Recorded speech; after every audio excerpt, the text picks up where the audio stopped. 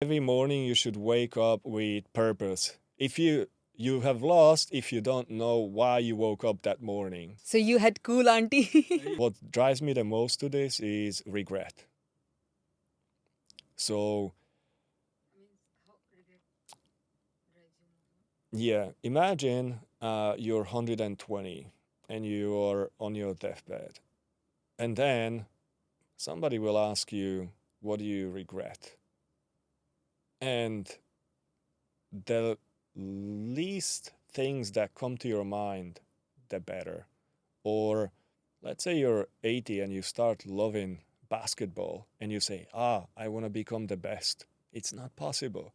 And then you will regret you haven't tried, haven't done it when you had a chance. So, regret is something, we all regret something from before. We did this, we did that. But if you build up, if you try as many things as possible, that list gets smaller and our window is also closing. So um, if you're young, you should try, fail miserably, try as many things as possible. The good ones, not the bad ones, okay, kids?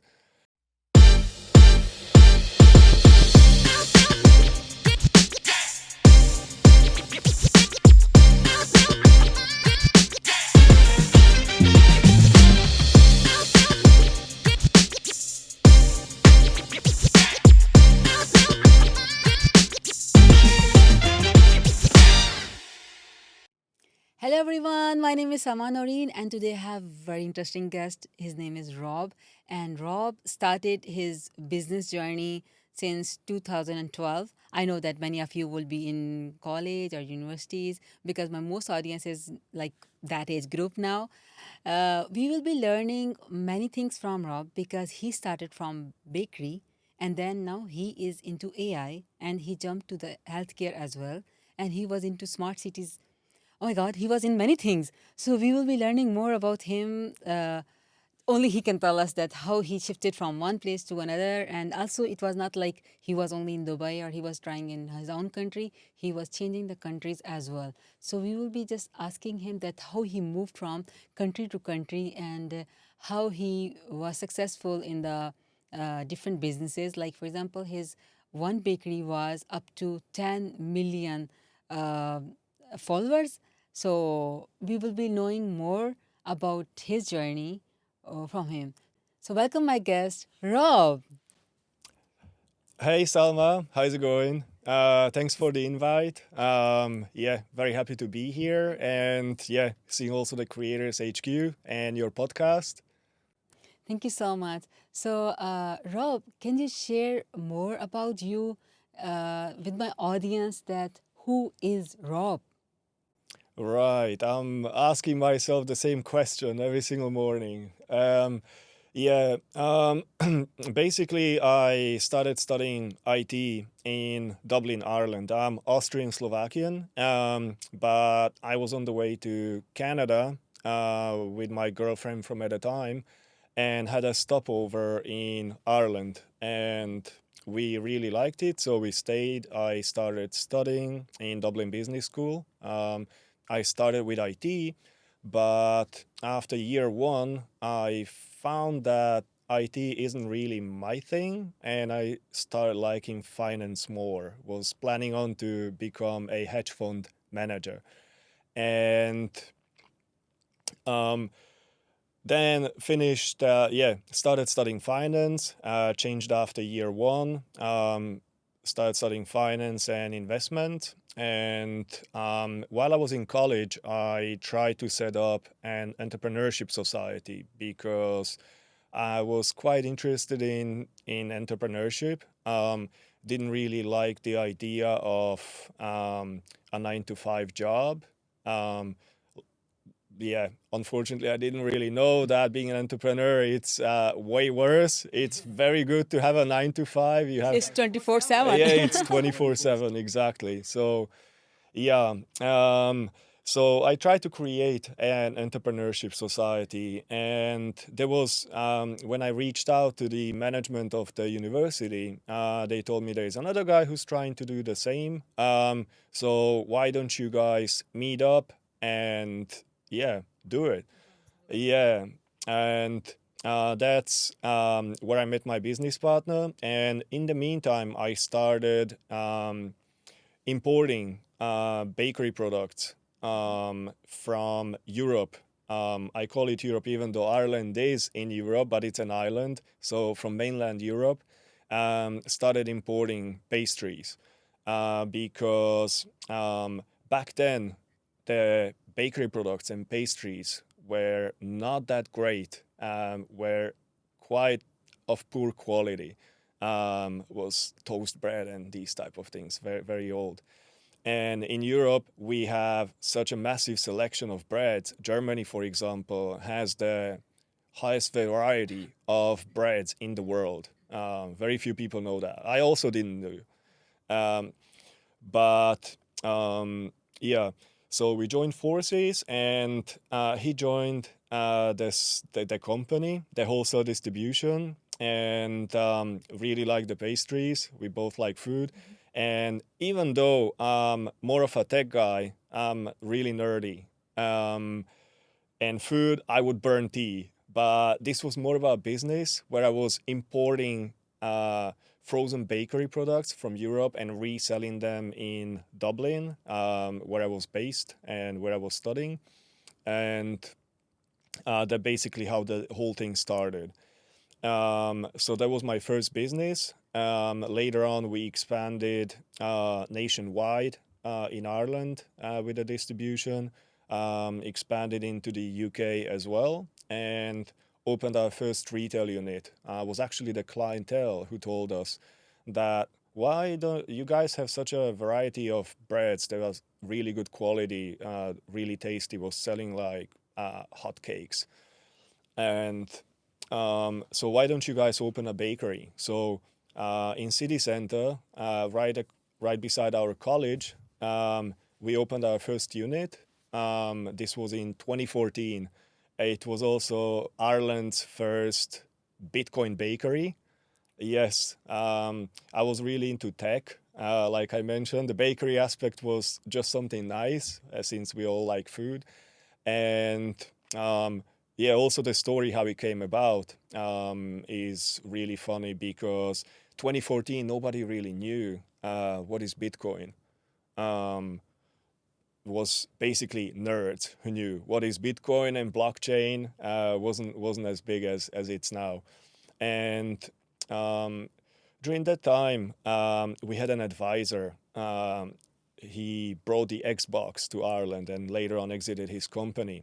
And when I told him about, okay, how about we launch this? And he's like, oh, you guys should focus on operations, increase sales, reduce costs. So, yeah, like a very seasoned business guy.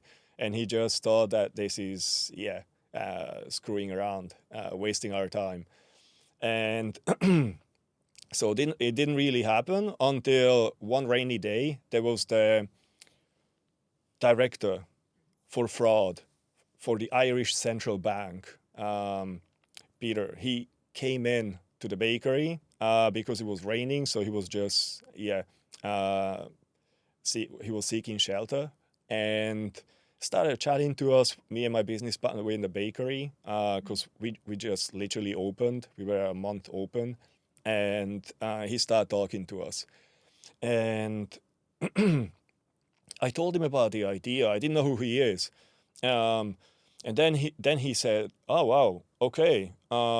You guys know I'm the director for the Irish Central Bank, and yeah, if you guys do this, because in those days it was impossible to pay anywhere with Bitcoin, and he's like, if you guys do that, I'll bring a journalist and I'll be your first client." And I was like, "Oh wow, okay." I'm like, "Yeah, I'll take you by word." Um, so yeah, also a funny side story. While he was talking to us, his bicycle got stolen from right in front of the bakery. Yeah, was so bad. Was so bad. Our first meeting with a guy, and he was offering exposure and all that, being our first client. and his bike gets stolen. So we tried to run after the thief, but obviously jumped on the bike and cycled away. So was gone. But yeah, a week later, I stood to my word. I launched the Bitcoin payment. We had it in an iPad. So again, 2014, nobody really had the POS, the checkout on an iPad. Now it's everywhere, Android, Apple, whatever. But in those days, yeah, it was quite new. So that enabled us also to launch it inside the POS. So we had the Bitcoin payments. He came, brought a journalist, also the director for Circle. Circle is a digital, I believe was the first crypto bank in the world. They I'm not sure if they were not Canadian or something like that. But yeah, they had a division in Ireland. That was their head office. So he brought him as well. Garrett Cassidy, yeah. Um, and yeah, brought a journalist. So we were in the Irish Times. First Bitcoin bakery opens, and yeah, Crust Bakery, KRUST, became the first Bitcoin bakery in Europe. So was doing pretty well. So this was 2014, 2015. On the same street in Dublin city centre on Georgia Street, we opened a second unit, way bigger, on 2 floors. There was a basement and a first floor, and that basically, yeah, from the success of the first PR story that made headlines all over Ireland, also beyond, got into Europe. I already knew that, okay, marketing and PR, super important. And even old school PR, because in those days, I was already like, yeah, technology, social media, all this is going to take over. It's only dinosaurs that still read newspapers, right? And yeah, um, so that's where the idea for the smart bakery came about, smart bakery cafe. And I'm like, if we don't do that, then Starbucks or someone else will, because technology is moving fast. But yeah, hospitality doesn't really care about tech. It's mostly about food and the experience. But yeah, coming from a very techie background, yeah, I kind of felt like, yeah, has to be done. And so that's how the world's first smart bakery cafe, you can Google that, it's in Dublin, Ireland, came about. So we had a live stream from the bakery. So you could go into our website and see the live stream from the bakery and see if your friends were there or just people watching. So it was like, yeah, gimmick, basically. We had wireless chargers inside the tables. So it was the first of its kind. And funnily, there was no phones that would charge wirelessly. This tech was only in China. They invented it. And so yeah, It but was was a nice back 2014. 2015, the second one. Yeah. hmm So we had that tech. We couldn't really test it on anything, but it was there. So you were able to place your phone on the table and it would charge it. Yeah, it's quite common. Actually, not that common. Very few places do have it. Um, yeah, bakeries or coffee shops, I don't think so. Yeah, like yeah, Starbucks would be one of them, but most of them don't. Still, like 90%. I go to coffee shops. I love coffee, but yeah, you still have to look for a socket and plug your phone in. And so there was other tech too. We had smart plugs. So every fridge, every piece of equipment was plugged into this smart grid. So we were able to see, okay, what's consuming how much energy. And that way we were able to optimize our energy consumption. So we knew that some equipment we don't really need overnight. So wirelessly, you can just turn it off from your smartphone. And now you have these in, yeah, the smart homes is everywhere. But again, 2015, this was a real novelty and not in a commercial site as well. You were able to go in the bakery and play your music wirelessly, connect your Spotify onto the wireless speakers and just play your music. And yeah, we had to actually take that out because some people were playing some, yeah, weird stuff there. Yeah. So after that, like after 2015, what was your next business? Yeah, so this was the bakery business and the wholesale distribution. Then we started a parking company. Um, by parking company, I mean Airbnb for parking spaces. So this was in 2017. So there was a few personal issues that we started having. I'm not gonna go into these. Yeah. Um, so 2017, we decided we will sell the business. Was already turning over more than 1.5 million the year before, so we knew that we can exit. And both myself and the business partner were going more into tech. So that's when I was able to raise in Portugal through an accelerator, Lisbon Challenge. And that basically part of the program was that, okay, for you to get the money, you need to set up an entity, like a legal company that is going to receive the investment. So at the time, I was still, my home was Dublin, all my friends, everybody there.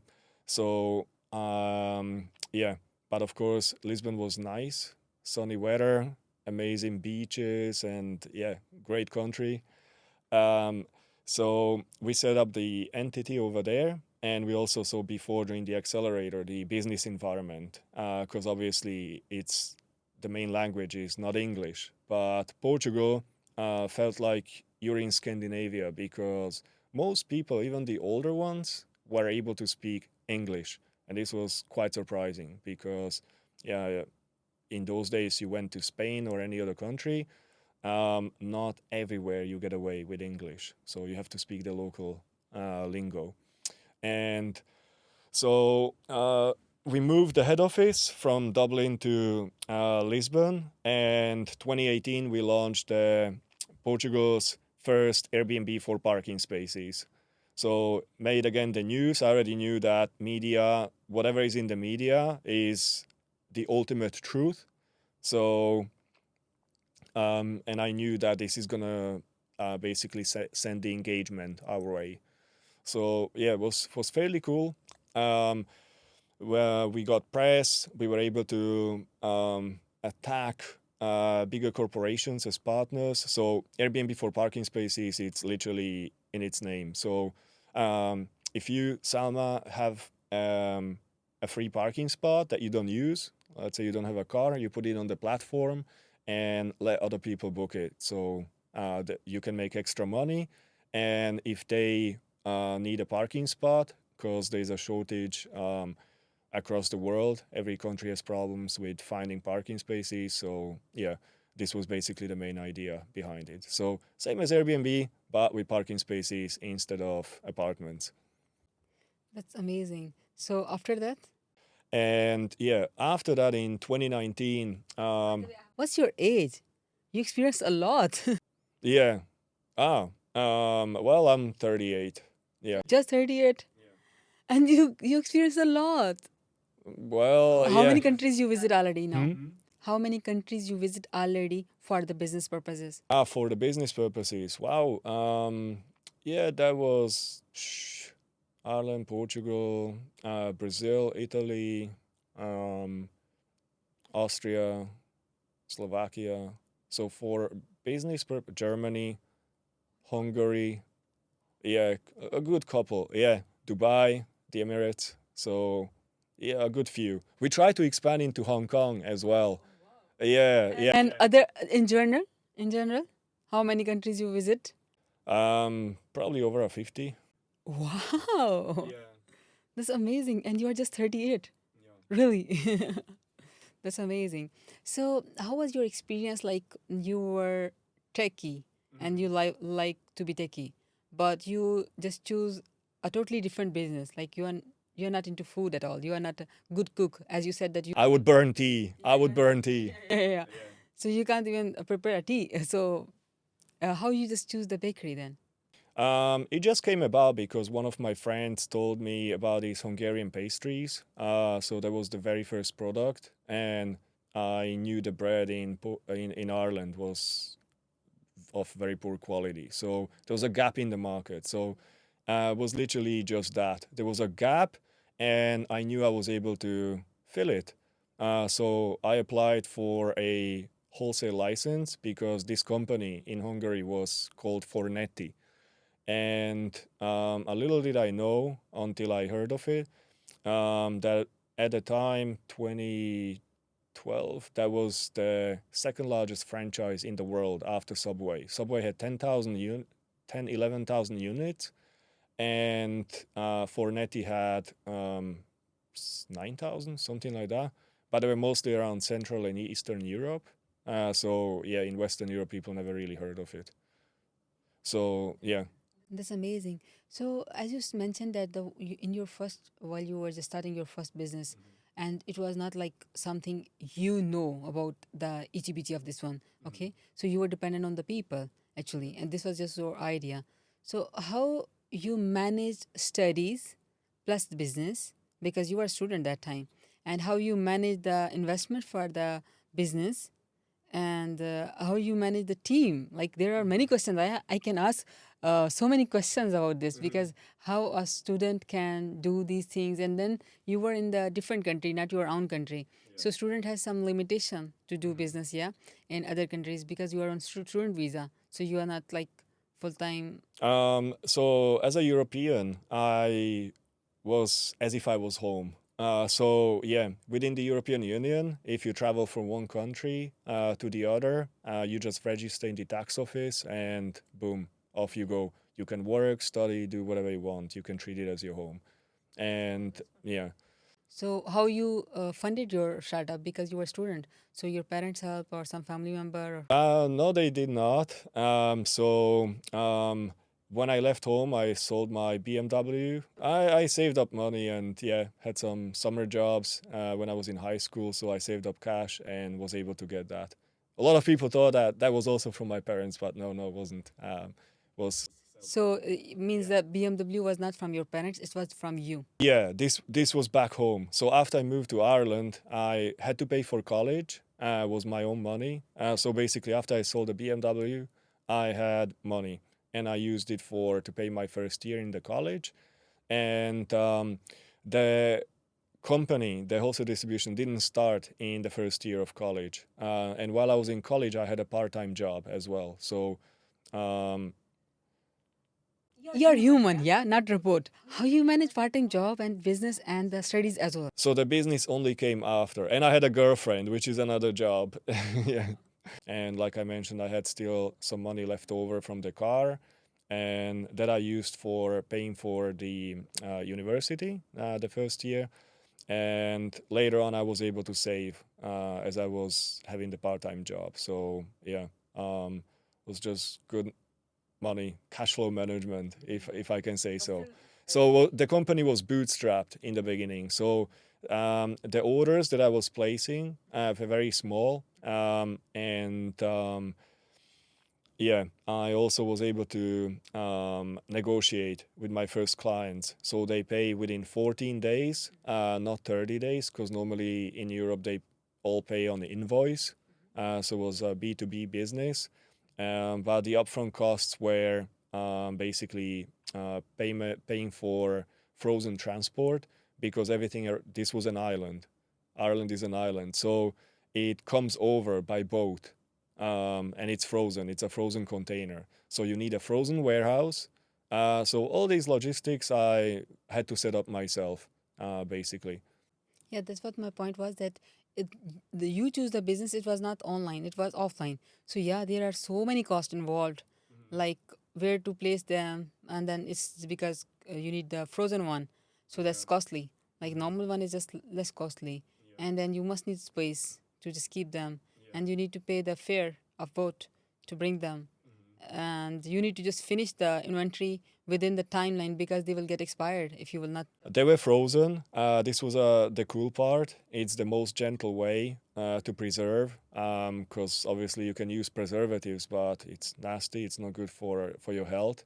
And in Europe, thankfully, the food regulation is on a really good level and it's enforced as well. So a lot of these things are quite natural compared to the rest of the world. So, but because it's frozen, it can stay in the warehouse for an entire year from the date of production without preservatives.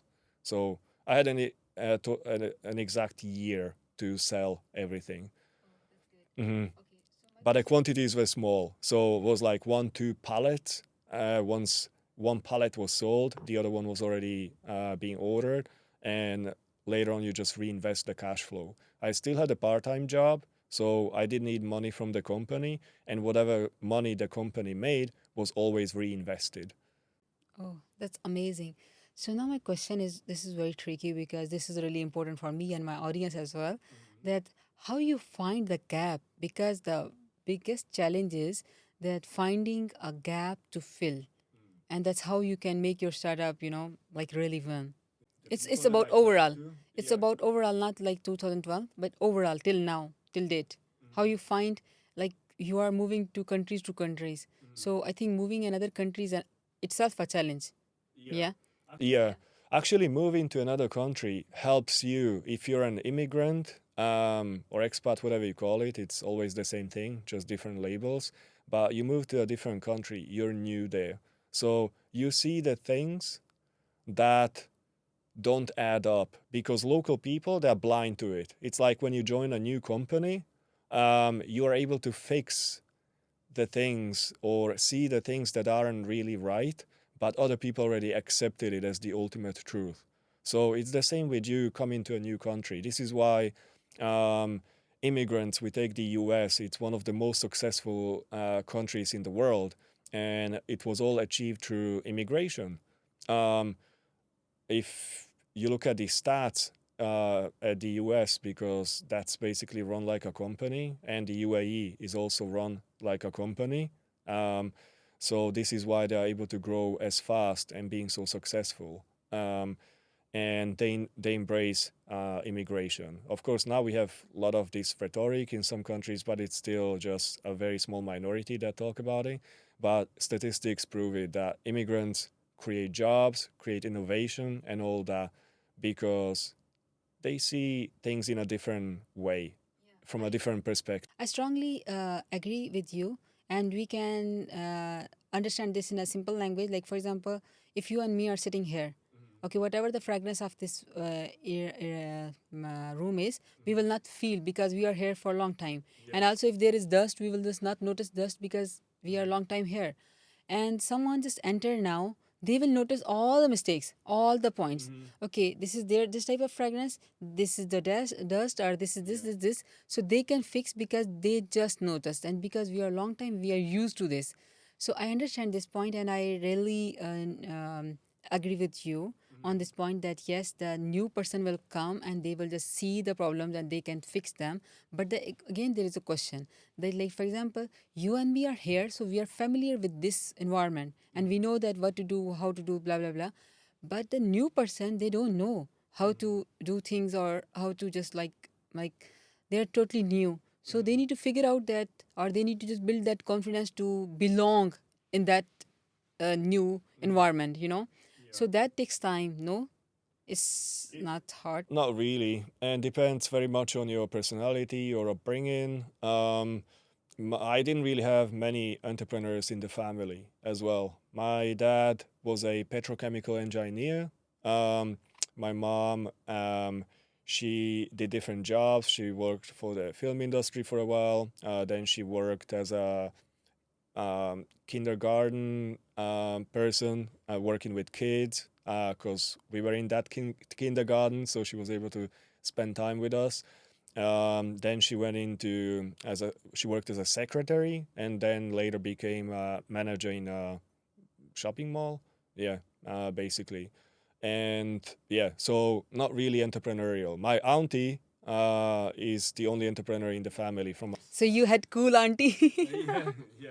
That was not really the idea. You know, there are the people who are not married or they don't have kids. They say that we are trying to become cool uncle and cool auntie. Ah, So you yeah, have to yeah. inspire our own niece nephews. Yeah, So you had yeah. cool auntie who Mhm. inspired you so much. Yeah. But it also helped. My mom, for example, told me that every morning you should wake up with purpose. If you have lost if you don't know why you woke up that morning. So you're basically like a zombie, like a plant. So yeah, and this was kind of embraced. Not the entrepreneurship, but I believe these sort of things helped. And I was really into yeah, and I was really into video games. So I somehow always saw the world through that lens. I loved GTA. Yeah.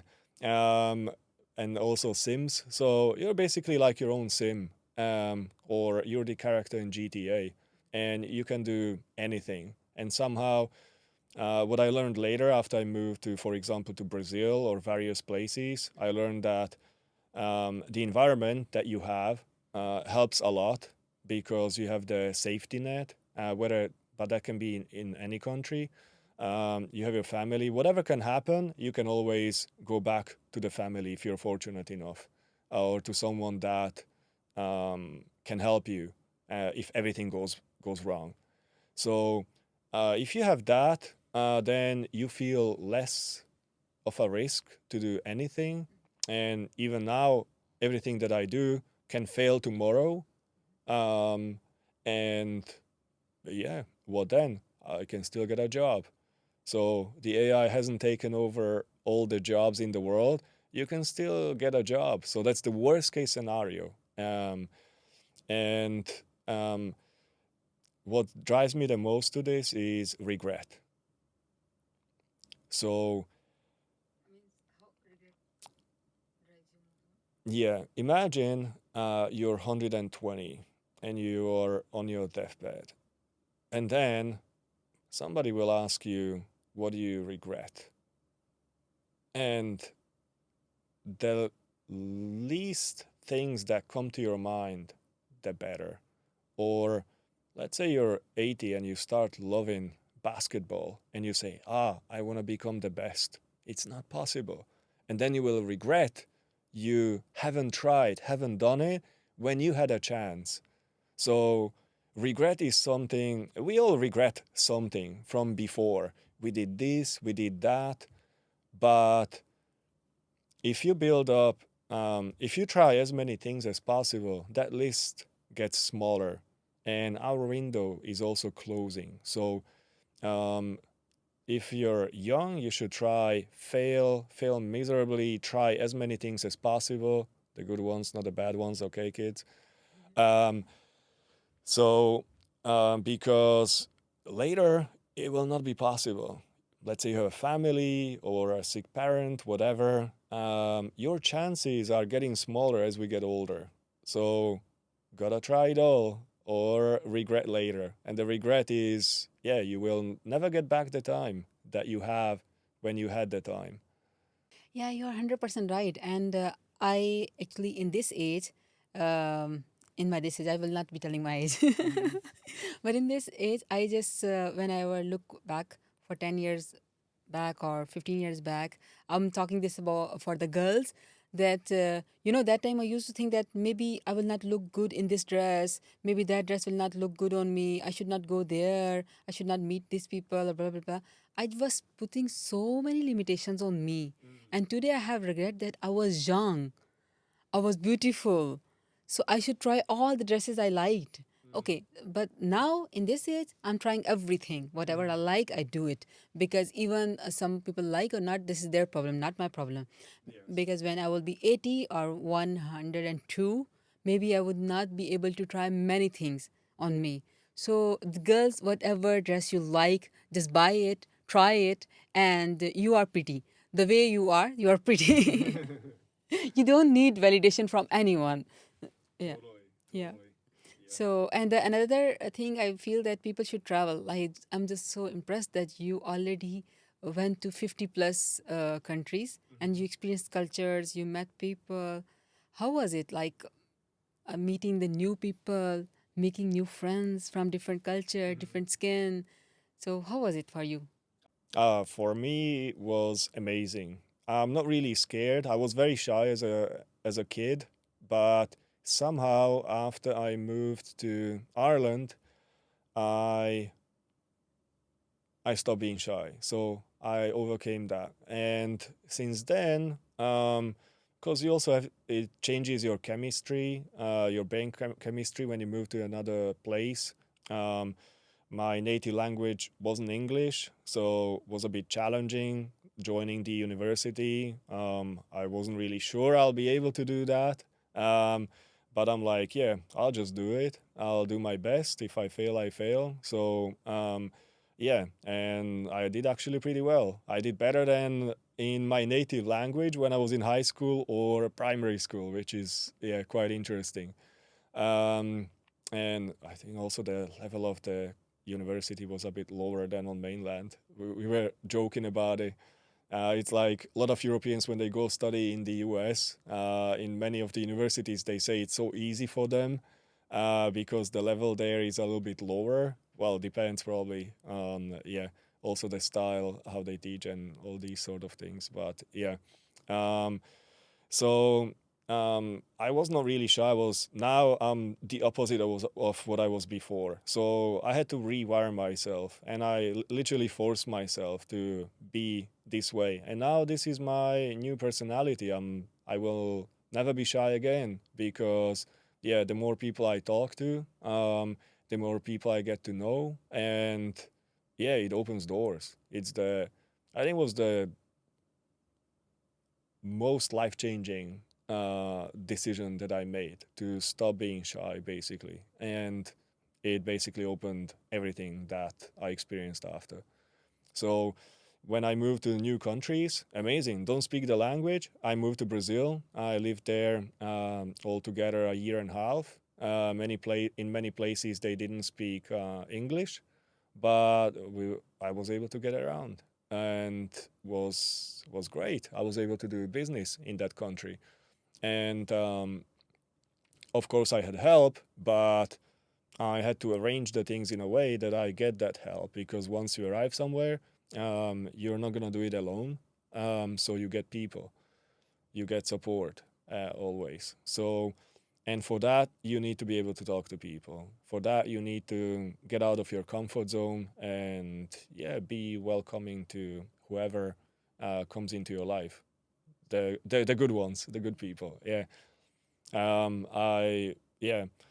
And yeah, I lived in Italy for a year as well. Again, that's Europe, so not that different, but still pretty cool. And English these days is already quite widespread in Europe.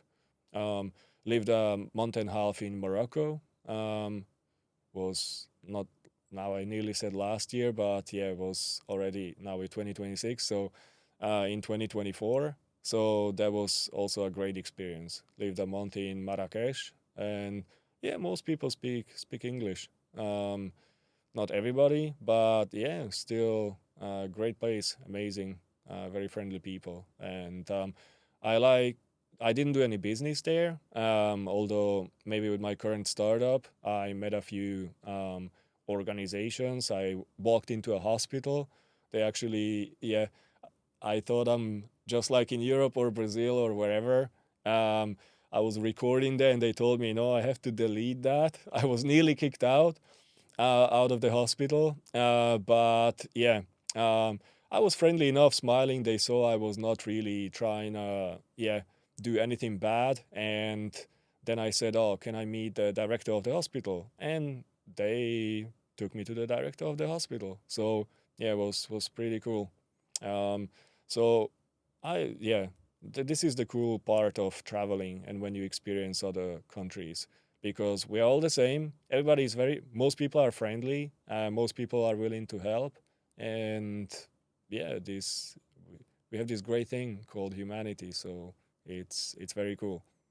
Amazing. So, it this question was not planned, but yes, now I want to ask it. Okay, because this is really this can be really helpful if you share your experience. You said that your first language was different than the one, and you were a shy kid in your childhood. Okay, so there are many, like many people are like this. Okay, they are shy. They are shy to, or they are just not confident to move to any other country or even city, even out of their home. It it happens. There are people. Oh yes, Yeah, the and majority is like that. like a Yeah. majority is like that, and like there are like there are special personalities, and more people are like that. So even English is not my first language, and I needed to do struggle because my studies was in my local language, and then I need to learn the new language, and then I needed to build that confidence to speak that proper. Means even it's not proper, but having that confidence that nobody will gonna judge you and they will appreciate you because you are trying to speak another language which is not yours.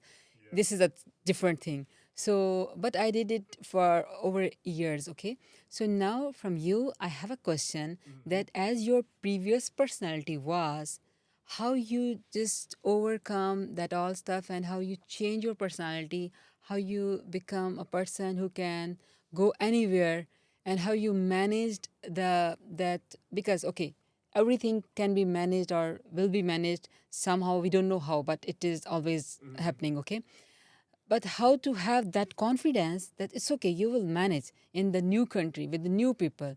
Means it can happen that whatever money you brought that got dropped because this is a new country, you don't know, Yes. and you don't know that you can walk outside by night or not, like because you don't know about their culture or stuff. Yeah, and I'm not blaming any country, but things happen in world.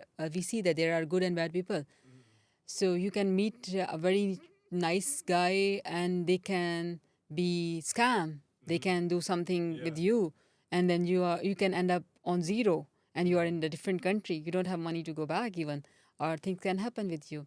So how you manage that feeling? Means my question is that how you manage that feeling to just move to any other country with something, or how you just made budget that this will be enough, and how you made your mind that if in case it all go zero, how I will be managing there, or how you just get that confidence. It's okay, I don't know their language, their culture, but it's okay, I will manage that, because sometimes you have to adopt their culture. Yeah. In some places, maybe you will not be allowed to wear shorts, and then you need to wear full, even you are comfortable or not. But it's okay. You are open minded that it's okay. Whatever their culture will be, I will adopt. It's okay. Yeah. So how you manage that thing? Well, yeah, I was within Europe, so when I moved the very first time, obviously there was some differences, but it wasn't that big, and always knew that whatever happens, and I actually didn't like it. After 2 months, I wanted to go back home because it was always raining. Yeah, the place was cold. Yeah, I saw some junkies on the street, and back home we didn't have that. So, yeah, it was not dangerous, but yeah, still different. And yeah, but the feeling of failing was stronger. So I didn't want to fail. So if you find something that scares you more than the other thing, basically adopting or trying to make it in the new place, you find something that terrifies you even more. That for me, that's the one thing that helped, for sure. And I guess, yeah, you always need to look at what is worse than the alternative. So you should always have two alternatives. Like, um, yeah, you can lose everything. Um, well, I would probably just go back home, ask for for money from someone because yeah, already at an age where I have a network, I still have family who are willing to help. So yeah, if I needed something like that, obviously I would fall back on that, get back on my feet, and yeah, obviously pay them back, whatever, and then yeah, continue. So yeah, but if I was someone that doesn't have that, Yeah. Um, Very hard to say because it depends on the country, on the situation, and how long have you been in that country. Because if you're there for 6 to 12 months, you probably already know some people, you probably have a bit of a network, and many countries have some sort of a support if something like that happens. Not everywhere, but yeah, so you would look at those options. That's amazing. So I have a question which you already answered somehow, that you always took the um benefit of like moving here to there, and being a new mover, you just find the gap and then you fill it. So my question for my audience is that, um if someone want to pick an idea which gonna work, okay, so how you usually pick an idea you think that it will work, because we don't have like unlimited time to just keep trying every idea and then failing it, like this is, we don't have energy like that huge energy, okay, so how you find a really good idea? hmm So from experience, I can say that the business ideas that I was working on and I'm working on always found me in one way. I was not really looking for them. So how they found you? Yeah. Like you attract.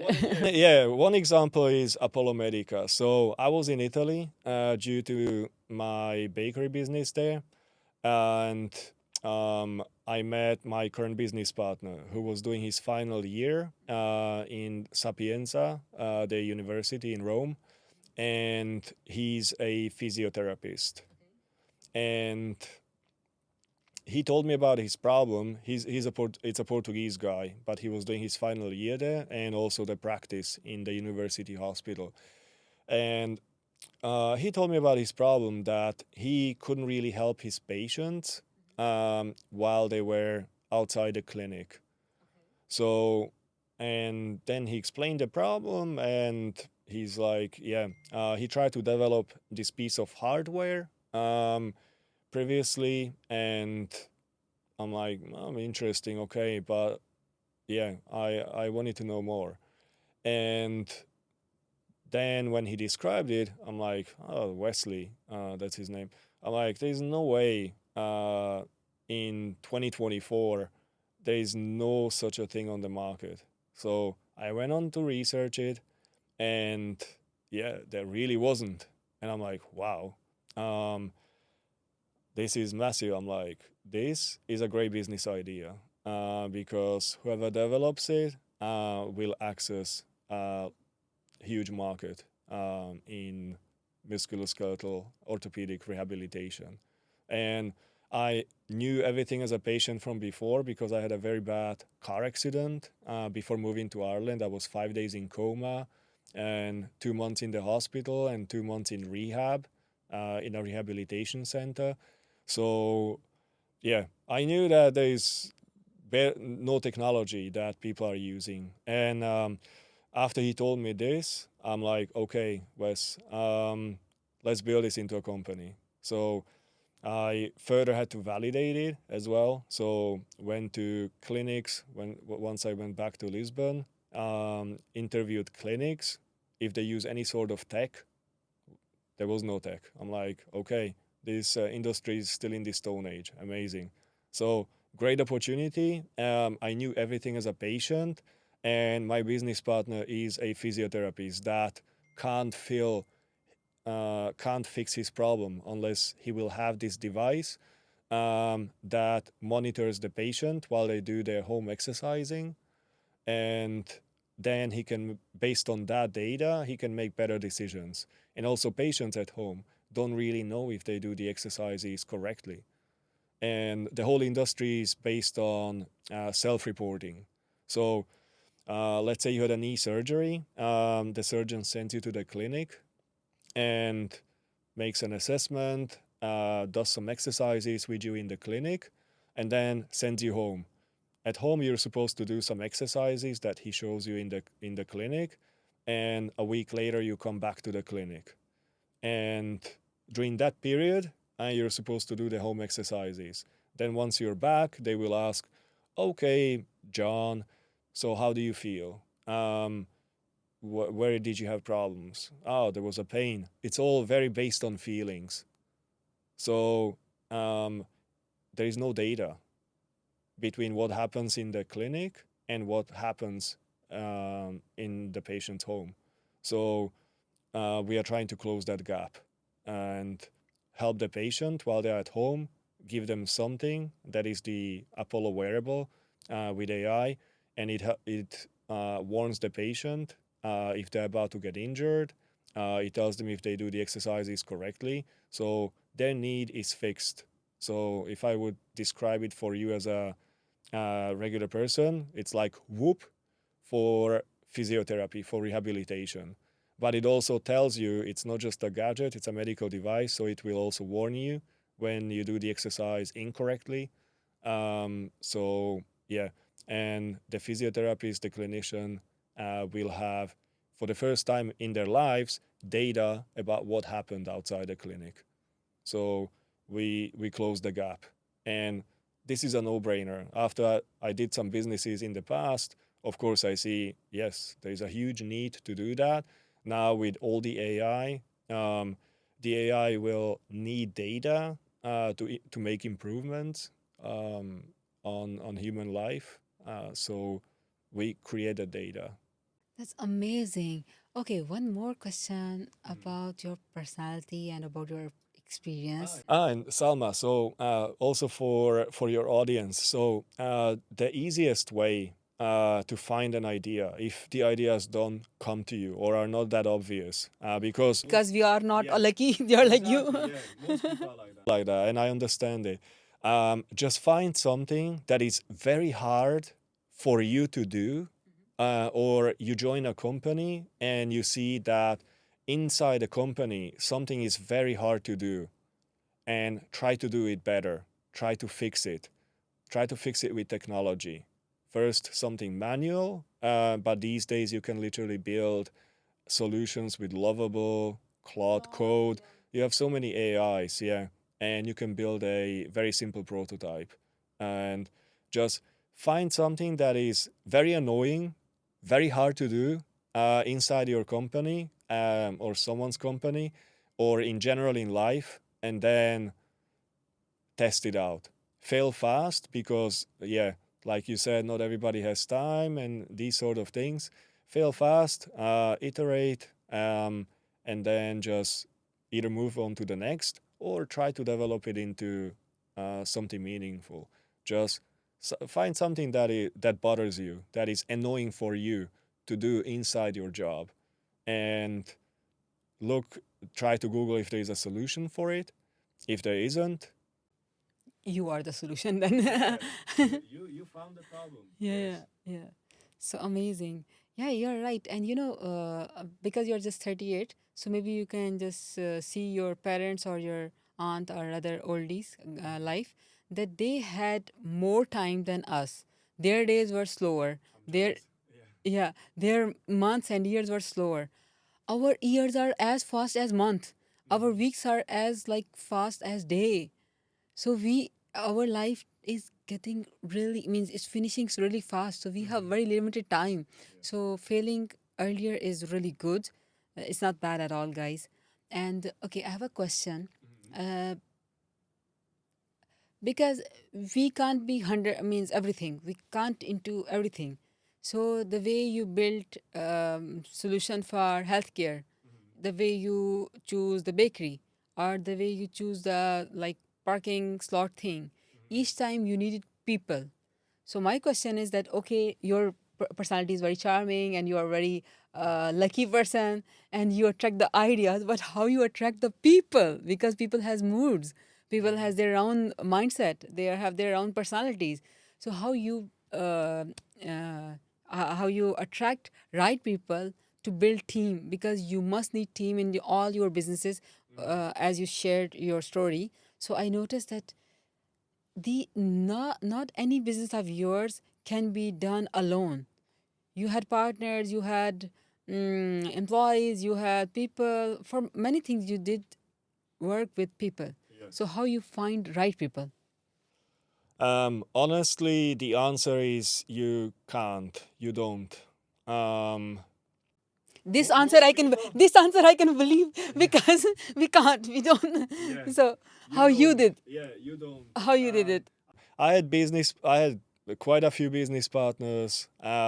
Most of them failed me, or I also there was one that betrayed me. So yeah, seen it all, done it all. So yes, the right answer is you just don't.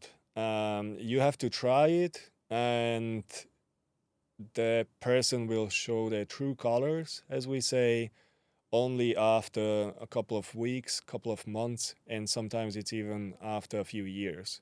So if it's after a few years, that's on you because you need to have all the precautions, all the possible scenarios, adverse scenarios in a contract and these sort of things.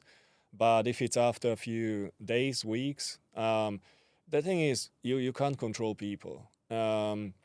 It's impossible.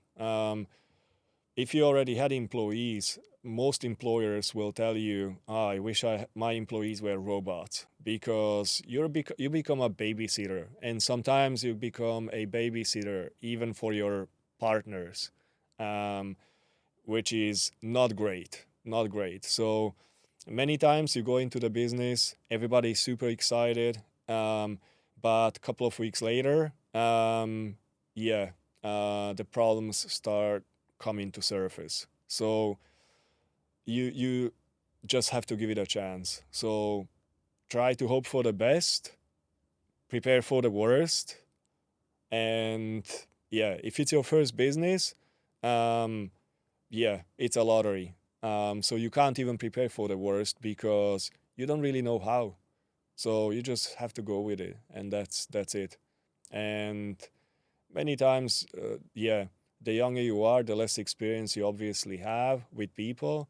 Women are actually quite good at it. You can guess the character a little bit better because women are in general more personal, and also analyze people a little bit more. Guys, we are a little bit, yeah, surface level, so we're quite simple and direct. Women analyze everything. So yeah, you will guess probably a bad business partner or an employee before a guy when you're starting out, when we start from year zero. Look, woman, a man is saying this about you guys that you analyze better than a man. It's the obvious truth. Yeah. Yeah, and you are the first man who is just rating the woman more than the guys. Usually, On a psychological level, yeah, it's evolution. It's just common sense. So you maybe you spot the red flags quite early. For guys, it's a little bit after. So you have to burn yourself until you can put in the safeguards. So you will have your issues, your problems, and so on. And that's if you can't work through it, obviously you need to break up. It's just like a relationship. If you take on a business partner, it is a marriage. If you take on, they also say, an investor, it is a marriage because the investor can also make you or break you. Depends on the rules and the contracts that you sign. But mainly the business partner, if you have partners, then yeah, it's literally marriage for the life of the company. So basically, if you're in the business for 5-10 years, you're married to these people. yeah. So as you say that even our business relationship and personal relationship are same. So we call it the marriage, like the real marriage and the business marriage. Yeah? So we will call it the business marriage or business partner or like this.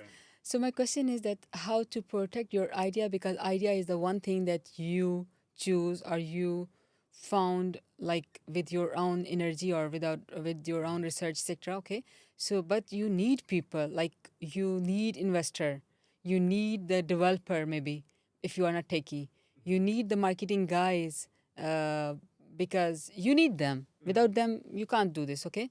So how to be careful from the bad investor. Maybe he steal your idea, maybe he control you, maybe he just put something in your contract which you don't know yet, but later it can like make your life really miserable. How you find the techie guys, because they are technical, they will be building the product. What if that their will change, or they're just they are Yeah. just their mind shift, and they say that Yeah. why not, I can take all, why I should give him, or maybe he can Mhm. copy, and then they just start selling like this Mhm. way. Or maybe the partner you just choose as a business partner, because now license is in the name of both, so he just starts secretly some things without your knowledge, and then if something goes wrong, because you are also partner, so it comes on you. So Mhm. how to protect it? Because like for example, in the real life marriage, at least you can start seeing something and you can protect you somehow. But in business, how you do it?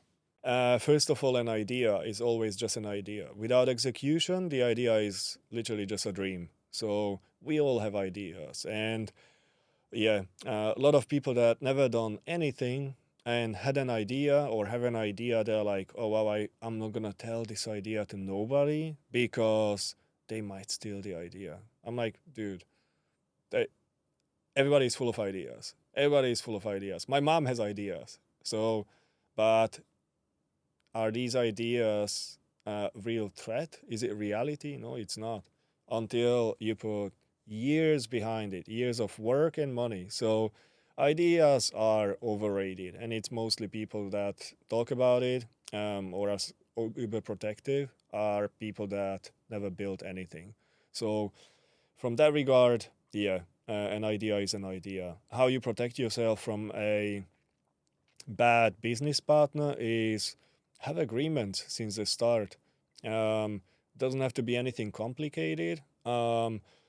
These days, you can even make it complicated. You have AI. You draft a single one pager, and since then, you're already, yeah, part of the team. Your idea is on the paper, and the person that you work with, um, yeah, there is literally proof that they took the idea from you. If they made it work, then yeah, you just have that. You have proof of the communication, WhatsApps, messages, emails, all sorts of. So you can always get back if you decide to pursue that person legally. If yeah, for whatever reason they succeed behind your back, so you can still do that. So there's lots of ways, and these days it's a lot easier because the AI changed the game for all of us, for everybody. And you can draft contracts, you can draft whatever, you can discuss with the AI. Okay, I have these red flags. You upload the messages of who is giving you the red flags and ask the AI, analyze it. Now we are even talking about a free version of AIs because they can all do that. You just ask the right questions. You have your 24/7 advisor. When I started business, we didn't have that. So it's just time will tell. And yeah, then you have to deal with it. These days, it's super easy, super easy. And even from a technical side, you don't really need a technical guy as much because you can build prototypes with free apps, free AIs. You And can even build. the memberships are not too expensive than the human. Yeah. Previously, we were paying more money to human. Yeah, and there is also programs, Salma. So right now, for example, here in the DFHQ, there is Antler. They match you with a co-founder. So let's say you're the business guy or you're a tech guy, but don't really know how to sell or distribute and these sort of things. They pick the best ideas, match you with someone. You go through a short program, and at the end of the program, you can raise 180,000 USDs, not dirham. So, yeah, you can find programs that help you with it. There's startup bootcamp. I believe they had this for many years. I remember it from Dublin, where they match you with a co-founder. So techies, business guys. My friend in Dublin, he was matched. He's a coder from Brazil, and the girl that he was matched with, she's coming from India, and she's on the business side, and they are developing an AI for accountants, for example, and they came through a program, and now they already have some pilots and are planning on to raise. This is 1 year later, so not even 1 year. I believe it's more like 8 months, something like that. So not even that long. So you have opportunities where you enter some of these programs to find someone, and it's safer because you came through a program, so everybody knows about you. So if one of you decides to screw the other person over, it's all out in the public. So yeah. Amazing. So, yeah, guys, nowadays you don't need to be partner with your friend or your wife or husband or your brother. You can have the real good partners, and there are proper matchmakers. There are institutes who help you to find a good co-founder or co-founders, depending like as per your idea and need and interested guys. Like the first, your first business, you got the partner by suggestion, recommendation, yeah? Yeah, the very first partner was from the part-time job that I had in college. So was a colleague of mine. Didn't work out really well. Because that was your colleague. Yeah, yeah. And I became friends with the guy, so yeah, it was not really great. And then the other one was through the college, basically. Yeah, The college was good because the college. was yeah, well, it was better, but yeah, also didn't really go too well towards the end. Yeah, because they just match you together because you had the same thoughts, not the same personalities to match with each other. So Antler are there, they are helpful because they are matching you with someone, the your missing piece. Now, if you are not good in marketing, so they are matching you with the someone who is good into marketing. So this way, I think this is the best way to find some co-founder, or just don't go for friends or known people. But also best is to pick someone that is filling a gap. So if you're the sales guy, the business person, then you should have someone who's on the technical side. If you're both on the sales side, yeah, you will have troubles because yeah, it will take some time for you to find someone to convince that you can convince to build something for you for free. And yeah, you both are sales guys or business guys, so that will be troublesome. Yeah, because you both have different strategies, different experiences, different overall stuff. So you will be always fighting on the strategies, even. And not any strategy is wrong, but yeah, you need to convince another. So why not to just be one in that expertise and then have another one in the different expert, like tech or something. So everyone can handle their own side or sector. Okay, I have a question now. That you said a very good word, and I strongly agree with this, that AI is making like it. AI aligned every one of us on the same line. Now, the 14 years kid is actually 100% equal space or standing the same line as a 38-year man or Actually has an advantage because the 14-year-old has nothing but school, and if you're an adult, most 30-year-olds, they have some family or kids, whatever, so they have more responsibility. So the 14-year-old has such a huge advantage. yeah, but even 68 years old. So they all are actually on the same line now. Okay, but the point is that the kid, he doesn't have the family responsibilities. He doesn't need much money. That all money he is making, like even $4,000 or $5,000 a month, that's a huge money for a kid. Okay. Other hand, the 68-year guy, he's because of his overall due to age factor, his learning process is slower than the young guy. Okay, and also adopting level is slower. A kid can adopt easily when you're young. You can try anything, but as you grew older, okay, you adopt things like late, slower. Yeah. So now my question is that many people are so afraid that AI gonna replace them, or means they will have not future at all. And many people are depressed, and many people already lost their jobs because they were into jobs, and now because like receptionist, now no need for receptionist at all. So now she lost her job because what she was doing, if she was just maintaining the files or that doing the calls attending, and now there are calling boards or other stuff. So her job is totally removed, like finished now. And if some receptionists are having jobs, then still it will be removed. Data entry guys. Now data entry guy is actually already out of job, I think for past 10 years maybe. Now AI just totally replaced it. So you Yeah, actually, yeah, this is more just headline news. The AI is really not that far. It's good at answering things, not even that, because the AI hallucinates a lot. So many of the answers, they look really good on the paper, but and 90 something percent of the people don't do that. They don't check the answer because the answer just looks so plausible. It looks like it's the truth. Many times you ask, now let's mention the most obvious AI that is out there, ChatGPT.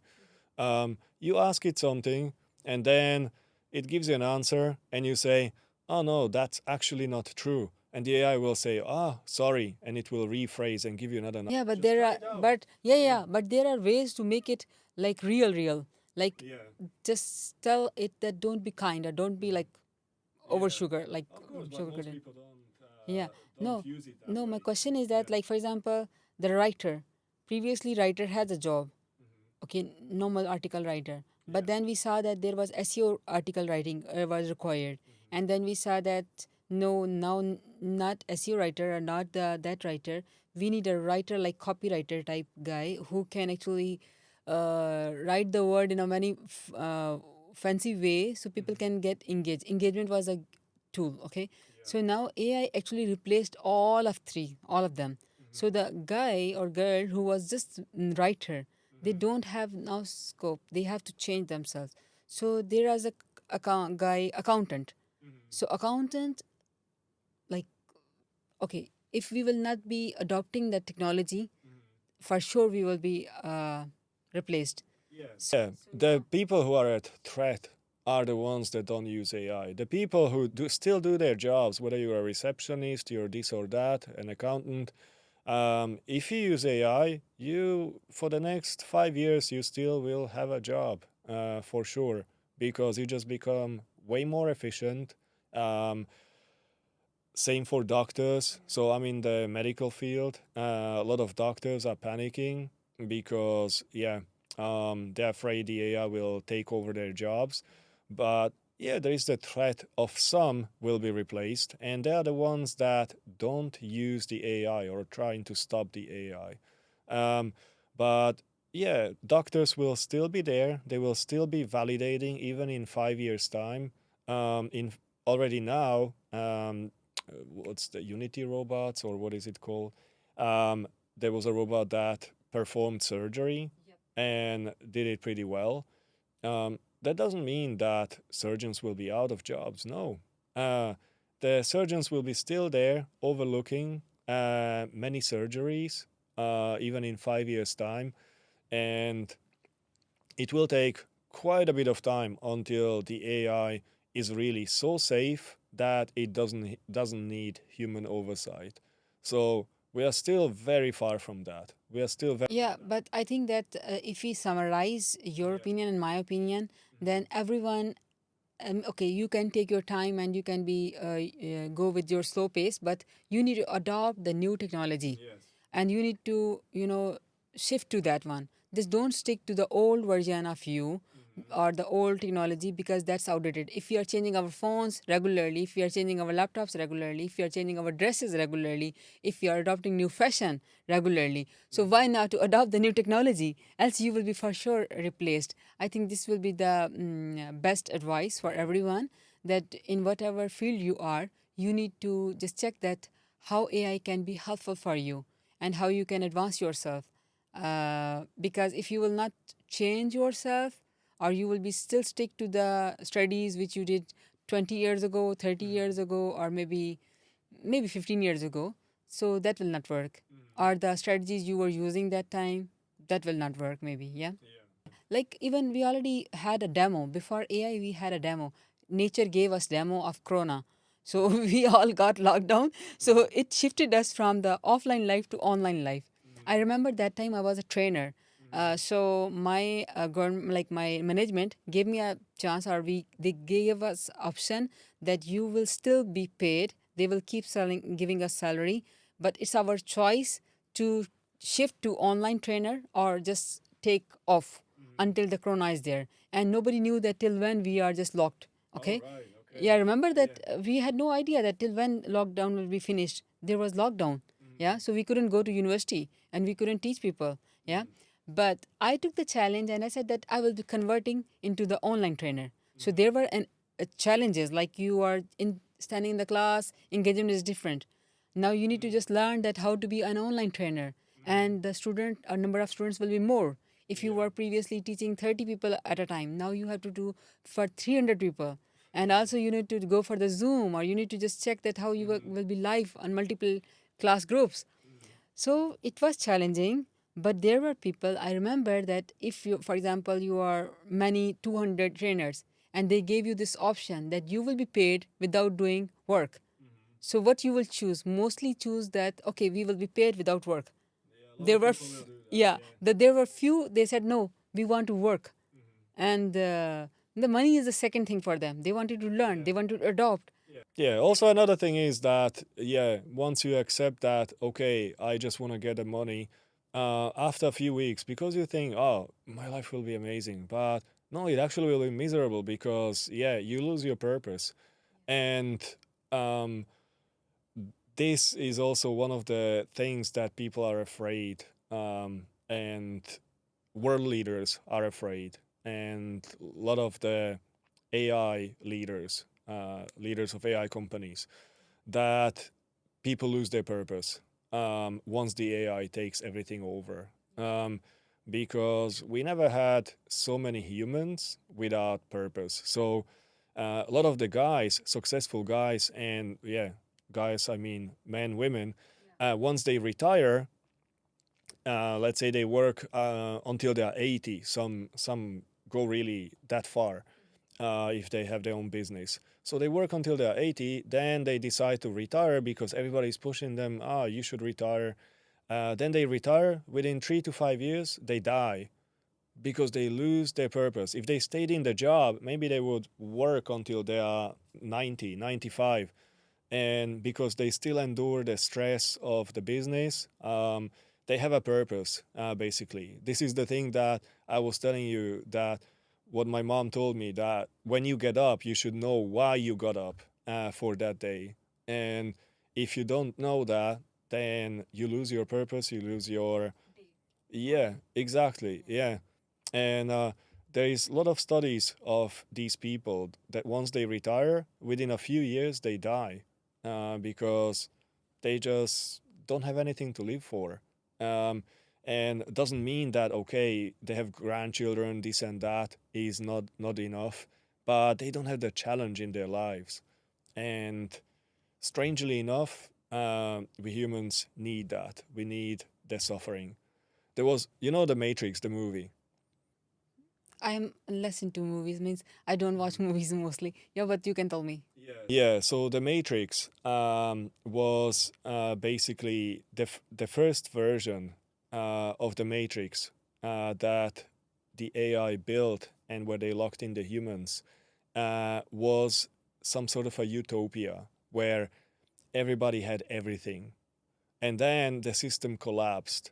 So that's when they built the second Matrix, um, the one that we saw in the movie. That was actually the second version, where people had suffering, they had challenges, they had this and that. So basically, life as we know it now. And yeah, that's a really great example of that. And this is where it's gonna get challenging. What do we do after we lost our purpose, lost our jobs? Because yeah, you picked one where you wanted to go and learn as to become an online teacher. And yeah, it was probably great because I fixed my camera confidence, I become content creator, I just started my YouTube channel, I started my other social media. and you didn't even know that this is gonna happen. But imagine for all the others that said just no, I want to get the cash and do nothing because wow, it's amazing. I can just watch movies. After 1 week, 2 weeks, you will be bored. You will be super bored and you will be like, oh wow, what do I do now? I already watched all the movies. It's just so boring. Yeah, I ate all the food. Yeah, and yeah, you just need something to do. And if you're in a lockdown, you can't go out. So what do you do? Yeah. You're right. And the how I quoted that example just because that we need to adopt whatever the situation is. You need to adopt. Now this is AI. You need to adopt, guys. So one last question before we close or end up. Okay. So I want to learn from you about viral marketing because about one of your startup, you guys went to 10 million. How? Exactly how? Yeah. It was basically due to the concept itself. It was something that was, yeah, we now know the term Instagrammable. And um, we were also quite early, not that early, but still early enough for influencer marketing. So the way the whole thing got kicked off with the brand was we invited some influencers to come first. Um, and these influencers had followers, obviously. So that were in our demographic. So the people that we're targeting, Gen Z, young millennials, and it was after lockdown where people were kind of, yeah, very hooked on social media because while we were in the lockdown, everybody was on their phones, watching something at home. So, yeah, influencer marketing, people who already have viewers, this invited the audience. And then because we had a product that was very Instagrammable, we knew that this will drive our clients will do our marketing basically. So we didn't have to invite or pay no influencers. Influencers are also starving for great content because they need to be one of the first that tell about your product or your service if it's cool enough. So it's the same as with PR. So news magazines, outlets, they need stories that are worth telling. So if you want to send out a press release and you put it in a way that, okay, world's first this, the country's first that, they will publish it because, of course, it gotta be true and it's newsworthy.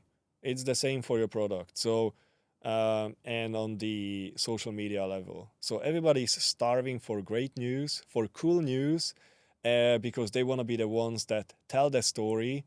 And if they are in the first batch of people that do that, yeah, they get the most viewership as well.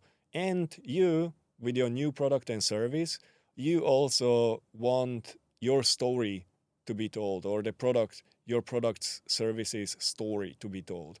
So it's a match made in heaven, as they say. So both sides need something. The people that have the audience or companies, um, they need good stories, and you, as a founder, you have the story to tell. So this was something that was quite obvious. And then the clients, they become your marketing funnel basically because they come to your bakery, for example, they take a photo of the product. Their friends will see it. They will want to go. They post as well because they want to tell their friends, oh, I went to this cool spot. Dubai does this really well, for example, because, yeah, they worked with influencers and they created an image of a country, of a city that, yeah, everybody wants to put on Instagram. So you are creating buildings, concepts in the country that people are proud to share. And if you make something shareable, Instagrammable, then yeah, you will have your marketing funnel. It's gonna be a channel that you created, and more people see it, and yeah, it creates this flywheel as we call it. So it's a an ongoing stream of client viewers. So the more viewers you get, the more clients you will have. That's amazing. I really wish that I could learn more about its Instagrammable ideas for the different businesses, but we have this time up. So, one last advice you want to give to my audience, please? Yeah, one good one is don't wait for anything. Don't wait for nobody. Don't wait for time to catch up on you because you will regret it. And regret is something that should terrify you. If you don't know what regret is, then go to an elderly home or try to meet very old people and ask them about their regrets because they will tell you their regrets. And many of those regrets will resonate with you. Um, and yeah, try to meet very old people and ask them what they regret. It will teach you a lesson, and it will change your focus. It will change how you think about life, because these people are very old, 70s, 80s, 90s. Yeah, they already lived through a lot of stuff, and they will change your perspective for sure. So Thank you so much, Rob. Thank you, everyone who is watching now or who enjoyed our overall episode. Please leave your comments that what else you want to learn from Rob. So if there will be many questions, we can plan about another episode with him because there are many things which we need to cover again. And how's your experience overall in this episode? Did you enjoy? yeah, it was really cool. Very relaxed. Yeah, very friendly, and yeah, was enjoyable. Thank you so much. So let's say bye to my audience. See you soon, guys. Thank you. Bye. Bye.